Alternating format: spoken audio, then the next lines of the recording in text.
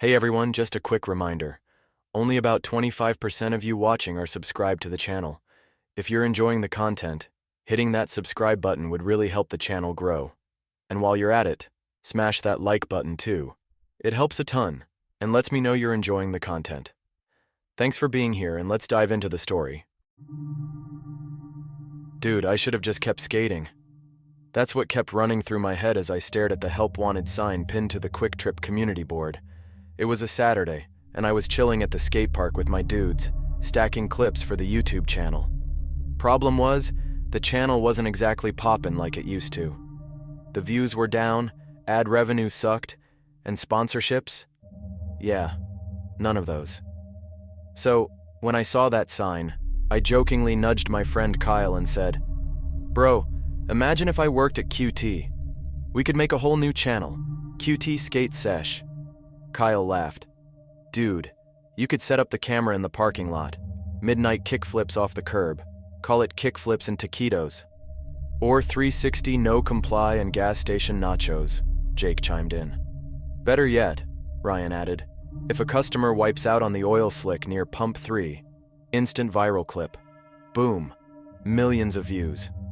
We all cracked up, throwing out more dumb ideas, like filming a slushy chug challenge in the dead of night, or trying to do board slides on the metal handrails outside. But deep down, I was actually considering it. I mean, I had to pay rent. Bohannon, my cat, wasn't going to buy his own cat food, and my savings were basically dust. So, on Monday, I walked into QuickTrip, filled out an application, and got an interview on the spot. Larry, my new boss, looked like he had just escaped high school. Dude was maybe 19, rocking a corporate QT polo that was about 2 sizes too big for his scrawny frame. He had that permanent, I hate my life energy, and barely made eye contact when he spoke. "So, you got experience?" he asked, clicking his pen like a nervous ferret. "Yeah, bro. I mean, I can count money, run a register, make sick lattes in the self-serve machine. Also, I once ate a taquito that had been spinning for like 13 hours, so I think I qualify as a veteran." Larry blinked. "Cool. You start tonight, 10 to 6. Don't be late." And that was it. No formal training, no questions about my background. Nothing. Just boom. I was in. Honestly, the first night wasn't too bad. The usual weirdos rolled through. A group of drunk bikers stumbled in around 1 a.m. One dude tried grabbing a slushie, but somehow managed to knock the entire cup into his lap. Next thing you know, he slipped on his own mess and wiped out hard in front of the hot dog roller. I tried not to laugh, but Kyle's voice was in my head. "Instant viral clip, bro." Then, around 3 a.m., a bunch of teenagers came in, each grabbing energy drinks, donuts, and yep, grape Swisher sweets. I rang them up and held up the Swishers. "Yeah, I know what these are for," I said, raising an eyebrow. They all burst out laughing, grabbed their bags, and bolted before I could say anything else. By the time my shift ended, I was like, all right, this is easy money. Then night 2 happened. It was around 2 a.m. when he walked in. Tall dude, dressed in all black. Hoodie, jeans, gloves, bro. Who wears gloves in the middle of summer? He didn't say a word, just walked straight to the slushie machine. I figured he'd grab a cup like a normal person. But nah, my dude bent over, shoved his entire head under the nozzle, and drank directly from the machine. What the hell? I stood there stunned, half expecting Larry to pop out from the back yelling, "Bro, it's a prank!" But this was not normal. After about 10 solid seconds of straight-up slushy waterfall to the face, he stood up, wiped his mouth, and just walked out. Didn't pay. Didn't look at me. Just vanished into the night like a gas station cryptid. I was about to call Larry, but then I remembered. Larry doesn't care. I chalked it up to drunk nonsense and went about my shift. But then, weird things started happening. The security cameras flickered. The radio station switched to static even though I never touched it. And then, a whisper. Right behind me. "Bruce." I turned around so fast I almost knocked over the beef jerky display. Nobody was there. The store was empty. The doors hadn't opened since Slushy Man left. My stomach dropped, and that's when I saw it. A reflection in the freezer glass. A shape. Standing right behind me. I stood frozen, staring at the freezer glass. The reflection was there, just a blurry, human-shaped figure standing behind me. My stomach did that roller coaster drop, and I spun around so fast I nearly tripped over the mop bucket. But when I turned, nothing. The store was empty. The automatic doors hadn't opened. There was no ding of someone coming in or out. Just silence, except for the low hum of the slushy machine, still leaking a trail of blue goo from where that guy literally drank from the nozzle, like a gas station cryptid. I took a deep breath. Okay, Bruce. Chill. You're tired. Probably just tripping from too many energy drinks. I shook it off, but the uneasy feeling stayed in my chest. Then Larry showed up. At exactly 5:55 a.m., Larry dragged his tired, scrawny self into the store, looking like he just rolled out of bed. He smelled like stale vape juice and regret. Yo, I said, trying to sound normal. Weird night? Larry barely looked up from his phone. Yeah, whatever. I squinted at him. Dude, a guy drank directly from the slushy machine. Larry shrugged. Yeah, that happens. I stared. What do you mean that happens? Like, this is a thing?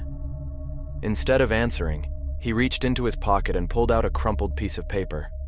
Oh yeah, almost forgot. These are the rules.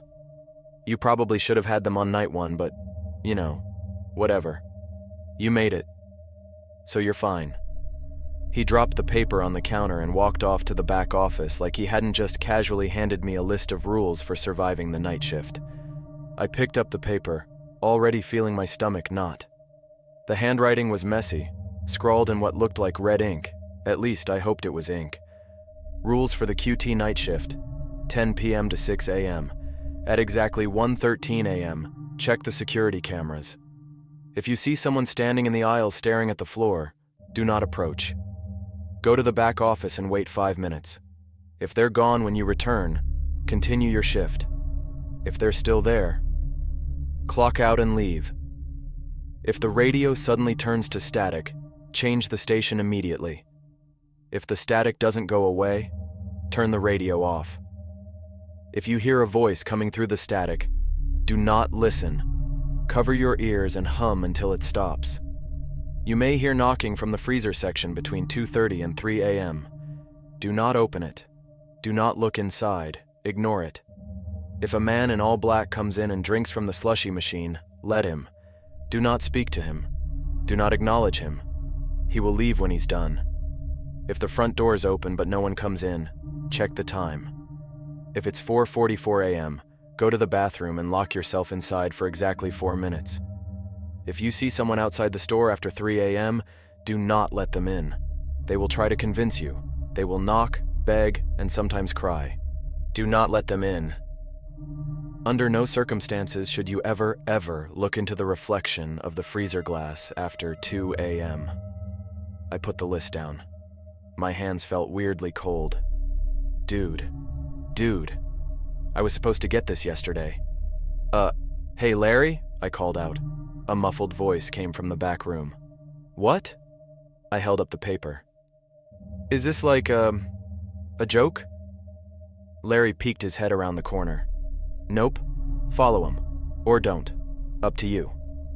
Bro, Rule 4 literally describes what happened last night. The slushy guy. You knew that was gonna happen and didn't tell me. Larry sighed, rubbing his eyes. Look, man, if I told every new hire what goes down at night, they'd quit before their first shift. You need the money, right? Just follow the rules and don't ask questions. And with that, he disappeared into the office again. I left my shift feeling weird. Like, really weird. The rules had an eerie way of explaining everything, almost too well. It wasn't just random nonsense. They were specific. They felt real. I spent the day in my apartment watching Bohannon bat at his toy mouse while my brain kept looping back to the reflection in the freezer. Under no circumstances should you ever look into the reflection of the freezer glass after 2 a.m. But I had. And I had seen something. I wasn't sure if I was ready for night 2. But rent was due, and my YouTube channel wasn't paying the bills. I showed up for my second shift at 10 p.m. sharp, and I was not feeling it. The moment I walked in, Larry barely glanced up from his phone. "Still alive?" "Barely," I muttered, tossing my skateboard behind the counter. "You read the rules?" he asked. "Oh yeah," I said. "Love the part where you forgot to tell me about them on night 1. That was cool." Larry smirked. "You're still here, so obviously you did fine." I wanted to argue, but honestly, what was the point? Rent wasn't going to pay itself. I clocked in, grabbed a half-stale donut from the display, and got ready for another night of QT madness. And oh man, did things escalate fast. I was sweeping near the hot dog rollers when I remembered rule number 1. At exactly 1:13 a.m., check the security cameras. If you see someone standing in the aisles staring at the floor, do not approach. Go to the back office and wait 5 minutes. If they're gone when you return, continue your shift. If they're still there, clock out and leave. I pulled out my phone. 1:12 a.m. I felt weirdly nervous, like the kind of nervous you get before dropping into a massive half-pipe. My stomach knotted up, and my palms felt sweaty. I walked over to the monitors. 1:13 a.m. I flipped through the camera feeds. Outside, empty highway, near the slushie machine, nobody. Aisles? My heart dropped. A man stood in aisle 3, perfectly still, his head bowed, staring at the floor. My first thought was that maybe he was just some weird customer, some dude in deep thought about whether he wanted peanut M&Ms or a Snickers bar. But then I noticed something wrong. He wasn't moving, at all. No shifting weight, no casual glances, nothing, just frozen. And he wasn't holding anything. Dude was just standing there. A shiver ran down my spine. I suddenly felt very aware of how alone I was in this gas station. I looked toward aisle 3 from the counter. It was empty, but the camera still showed him standing there. My throat went dry. I checked the time. 1:14 a.m. My brain screamed at me, "Back office, now." I bolted. I slammed the office door shut, locking it behind me. My breathing was way too loud, and I felt like I had just landed a bad kickflip and eaten pavement. 5 minutes. I just had to wait 5 minutes. I checked my phone. 1:15 a.m. From the other side of the door, I swore I heard footsteps. Slow, deliberate, getting closer. I pressed my ear against the door, my heart hammering. Nothing. I checked my phone again. 1:16 a.m. I tapped my foot, counting the seconds in my head. 1:17, 1:18, 1:19. I gripped the doorknob. Please be gone. Please be gone. I took a deep breath, then slowly cracked the door open. The store was empty. I exhaled hard, my body finally relaxing. I walked back out, checking aisle 3. No one there. I flipped to the security cameras. The man was gone. My shift continued as normal, like nothing ever happened. After that, I was wired. Every time the door chime rang, I nearly jumped out of my vans. The drunk bikers came back, but this time they didn't cause a scene. I think they were still embarrassed from the whole slushy wipeout situation. Some teens rolled through and stocked up on energy drinks and, yep, more swishers.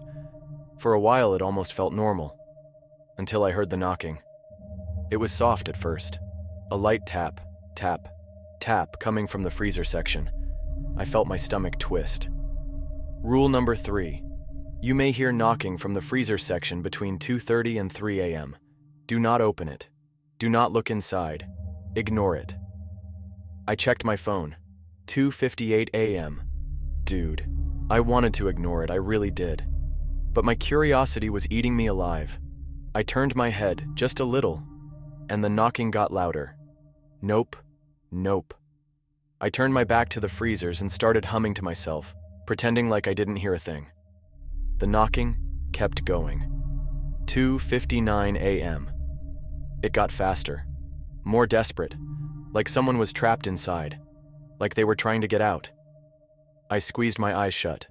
30 more seconds. The knocking turned into pounding. I gritted my teeth, heart racing.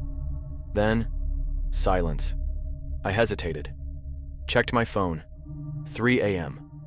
It had stopped. I let out a shaky breath and turned back toward the freezers. Nothing. Just rows of sodas, energy drinks, and bottled water. But I swear to God, in the condensation on the glass, I could see handprints. And they weren't mine. I still had 3 more hours in my shift, but I was already so done. I kept glancing at the security monitors, half expecting to see the stander again. The radio crackled with static at 3:30 a.m., but I shut that off immediately. By the time Larry showed up at 6 a.m., I was already grabbing my board and booking it for the exit. "You good?" he asked, yawning. I stopped and turned back to him. "Hey man, do you ever hear knocking from the freezers?" Larry smirked and sat down at the counter.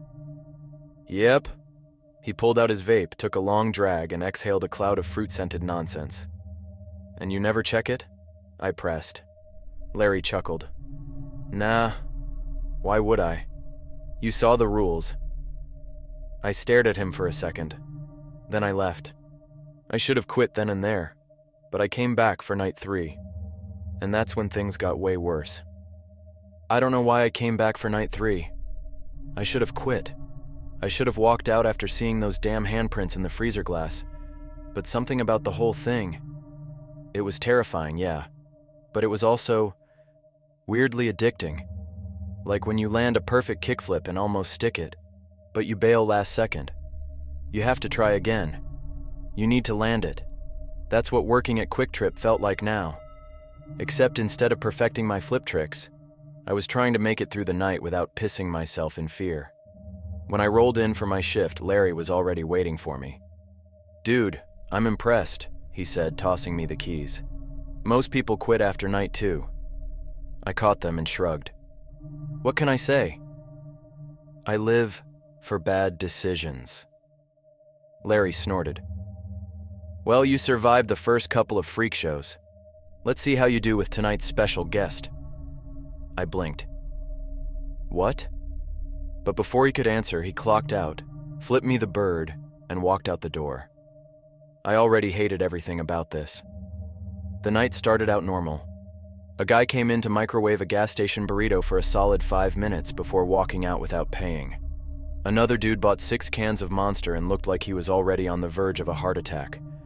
A trucker grabbed a coffee, nodded at me, and left without a word. I was getting comfortable. That was a mistake.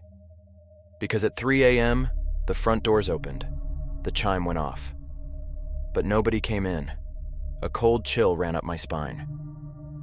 Rule number 6. If you see someone outside the store after 3 a.m., do not let them in. They will try to convince you.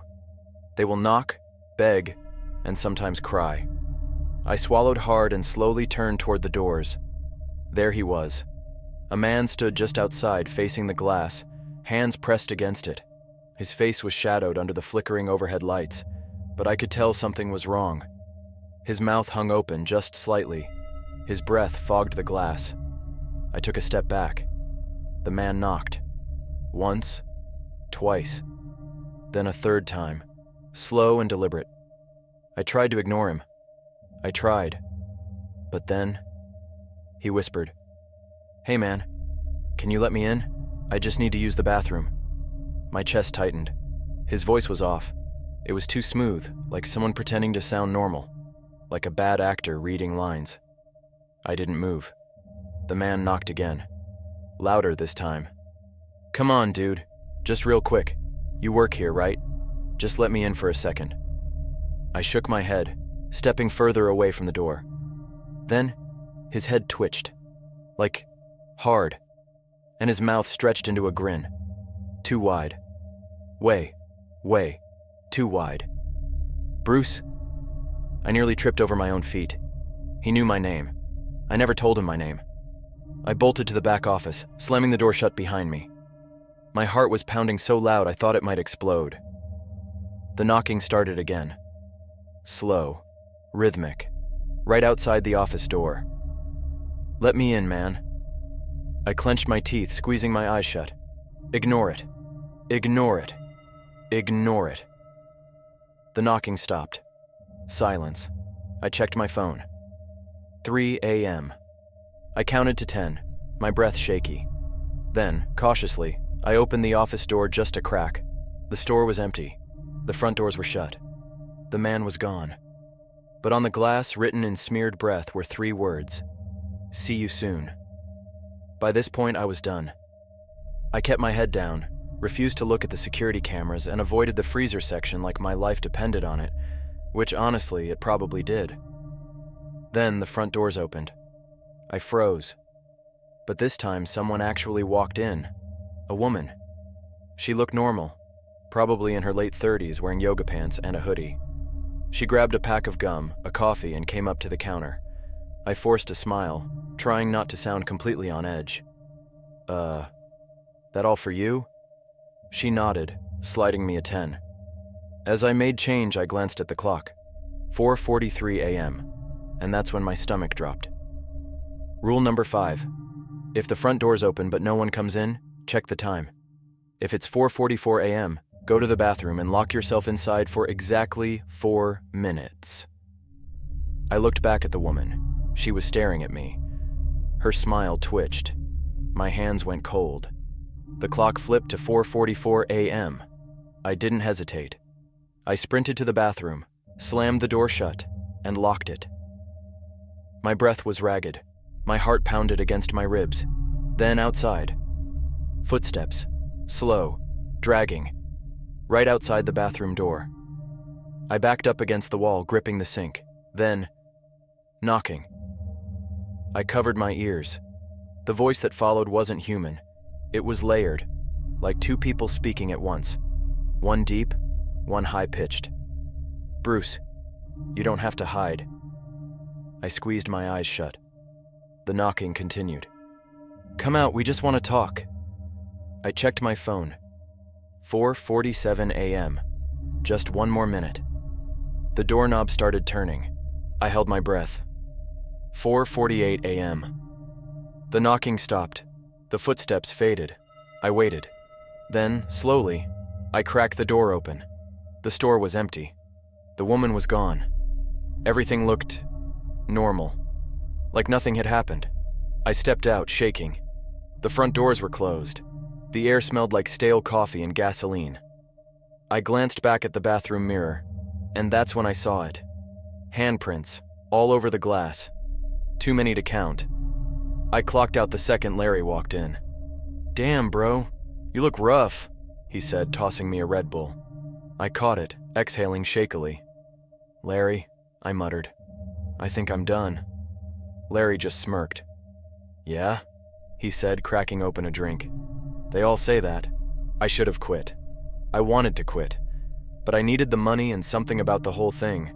It was like watching a horror movie where you have to know how it ends. So, like an absolute idiot, I showed up for night 4. Larry didn't even greet me when I walked in. He was sitting behind the counter, casually scrolling through his phone like the place wasn't haunted as hell. "You keep coming back," he muttered, smirking. "You must really love this job." I dropped my board behind the counter and sighed.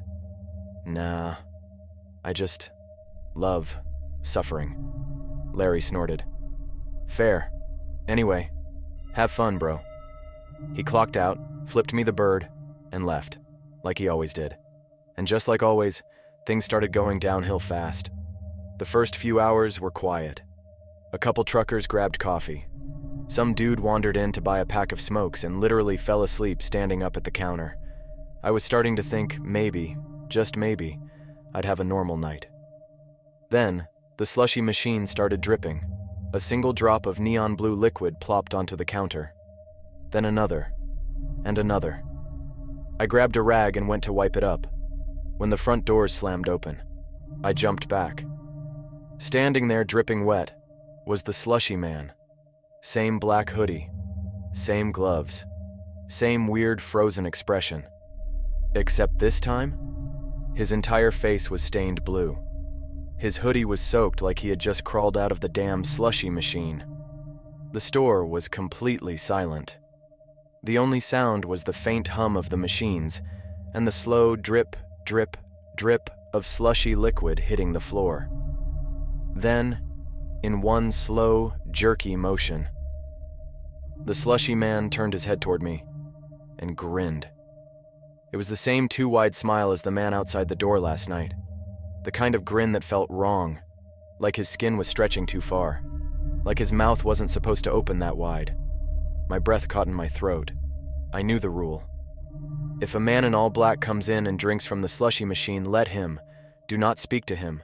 Do not acknowledge him. He will leave when he's done. I forced myself to back away, hands shaking. The slushie man turned toward the machine, bent down, and shoved his entire face under the nozzle again. The machine gurgled and whined as he sucked down more neon blue liquid. His hoodie darkened as slushy soaked into the fabric. His hands twitched. And then, the lights flickered. The radio turned to static. The temperature dropped. And somewhere, in the back of the store, I heard knocking. From inside the freezer, my pulse skyrocketed. I grabbed the counter for support, my breath coming out in short, panicked bursts. I squeezed my eyes shut, whispering, "Not real, not real, not real." The knocking got louder. I checked the clock. 2:57 a.m. I knew what was coming. I had 3 minutes before it escalated. I turned back to the slushy man. He was staring at me now. His face was dripping blue. His mouth hung open like he was about to say something. But before he could, the front door slammed shut, and he was gone. No trace of him, no wet footprints, no slushy stains, just nothing, like he had never been there at all. But the knocking from the freezer, that was still happening. I backed up, shaking my head. Nope, nope, nope, nope. Then, a shadow moved behind the freezer glass. I bolted. I ducked behind the counter, humming loudly to drown out the sound. The knocking turned into pounding. I squeezed my eyes shut. 3 more minutes. The freezer doors rattled. Something scraped against the glass. I forced myself to check my phone. 2:59 a.m. 30 more seconds. The pounding stopped. I held my breath. Then, the freezer door handle moved. My stomach dropped. It wasn't locked. The door creaked open. I grabbed the nearest thing, a damn plastic-wrapped taquito, and held it like a weapon. I didn't want to look. But something was stepping out of the freezer. Slow, wet. A single pale hand reached around the doorframe. I wanted to run. I wanted to scream. Then, my phone vibrated. 3 a.m. I blinked, and just like that, the hand was gone. The freezer was closed. The knocking had stopped, like it never happened. I didn't move for a solid 5 minutes. When I finally got the courage to peek over the counter, the store was normal again, like nothing had happened. But I was done. I still had an hour left in my shift, but I did not care. I clocked out, grabbed my board, and walked straight out the door. Larry could fire me. I didn't give a damn. But when I stepped outside, something stopped me. A feeling, like I was being watched. I turned, and in the reflection of the glass doors, I saw a shadow standing behind me, tall, grinning, and covered in blue. I should have never come back. I knew I should have quit after what happened last night, the freezer, the slushy man, the damn shadow behind me in the glass. But against all logic, I found myself walking back through those QuickTrip doors for another shift. I didn't even skate to work this time. My legs felt too shaky. Larry was at the counter, barely looking up from his phone. "Man, you're persistent," he muttered. "I was pretty sure you'd quit after last night." I dropped my board behind the counter and exhaled. "Oh, I am quitting. Just need to get through this shift." Larry chuckled. "Sure, that's what they all say." I ignored him, clocked in, and braced myself for whatever fresh nightmare was about to unfold. I didn't even have to check the cameras this time. I felt it. That same icy chill in the air. That same pressure, like something was standing right behind me. I flipped to the aisle cams, and there he was, the stander. Same spot as before, aisle 3, head down, perfectly still. Only this time, there were 2 of them. My stomach flipped. I stepped back, my fingers gripping the counter. The second stander was facing the first one. They stood there, motionless, like 2 statues in a staring contest. I checked the time, 1:14 a.m. I should have gone to the back office. I knew the rule. But something was wrong. Their heads. They were tilting toward each other. Not like a normal head tilt. Like their necks were stretching, pulling, like they were about to fuse together. I booked it to the office and slammed the door. I did not check the cameras again. 5 minutes passed. When I came back out, they were gone. But aisle 3? All the snacks had been ripped open, like someone had been chewing straight through the plastic. I didn't clean it up. I didn't even look at it. I just moved on. Things were quiet after that. Too quiet. I knew it wouldn't last. At exactly 3 a.m., I caught my reflection in the freezer glass, and that was when I realized it wasn't copying me. I lifted my hand. It didn't. I turned my head. It stayed still. Then it smiled, and not a normal smile. A slow, painful grin, like it was learning how to move its face for the first time. I stepped back. So did it. Then it lifted a hand. But it didn't just lift it. It reached toward me, like it was trying to pull me in. I ran, straight to the bathroom. I locked the door and covered the mirror with paper towels. I stayed in there until 4 a.m. When I came back out, the freezer was normal again. But I refused to look at my reflection for the rest of the night.